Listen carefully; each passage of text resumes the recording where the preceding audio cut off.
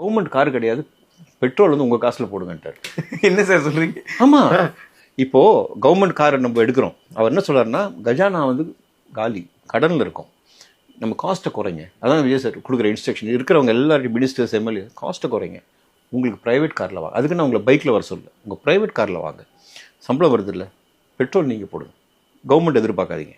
இது நிறைய மிச்சம் பண்ணலாம். இதுக்கு எல்லோரும் ஒத்துழைப்பாங்க. நல்ல ஒரு கொஞ்சம் கஜானா வரட்டும், நல்லா வரட்டும் போது நான் தரேன், நம்ம கவர்மெண்ட்டில் நம்ம எடுத்துக்கலாம், அது ப்ராப்ளம் இல்லை. மக்கள் பணம் நம்ம வந்து சொந்த காசில் போடுவோம். அதே மாதிரி கவர்மெண்ட் ஹாஸ்பிட்டல் சில இடத்துல நல்லா இருக்குது. பட் தமிழ்நாட்டில் நான் கேள்விப்பட்ட வரையும் கவர்மெண்ட் ஹாஸ்பிட்டல் நல்ல தரத்தில் தான் இருக்குது, இல்லைன்னு சொல்லல.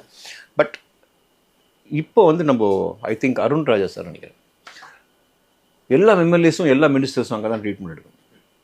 அது ஏன் சொல்லுங்கள், அதில் என்ன விஷயம் இருக்குது அப்படின்னா, நல்ல ஒரு திட்டம் எல்லாம் பாராட்டி கைத்தட்டிடலாம். பட் அங்கே அவங்க உள்ளே அப்படி போகும்போது என்ன ஆகும்னா, சுத்தம் அதிகமாகும். அவங்க வராங்கன்னு ஒரு பயம் இருக்கும். டாக்டர்ஸ் இந்த ப்ரைவேட் கிளினிக்கில் போய் வேலை செய்கிற டாக்டர்ஸ் நிறைய பேர், அதாவது என்னென்னா எல்லா டாக்டர்ஸும் நான் தப்பு சொல்ல, அங்கே இருக்கிறவங்க பாதி பேர் அங்கே இருக்கிறது இல்லை, வேற எங்கேயும் இருக்காங்க. இது எல்லாமே ஸ்டாப் ஆகிடும். கரெக்டாக ஃபங்க்ஷன் ஆகும், டைமுக்கு வருவாங்க. அண்ட் மோர் ஓவர், வெளியே இருந்து வர கவர்மெண்ட் ஹாஸ்பிட்டல் தான் எங்களால் முடியும், வசதி எங்களுக்கு அவ்வளோதான் இருக்குது நம்பி வரவங்களுக்கு மிகப்பெரிய ஒரு திட்டம் இது. கண்டிப்பாக சார்.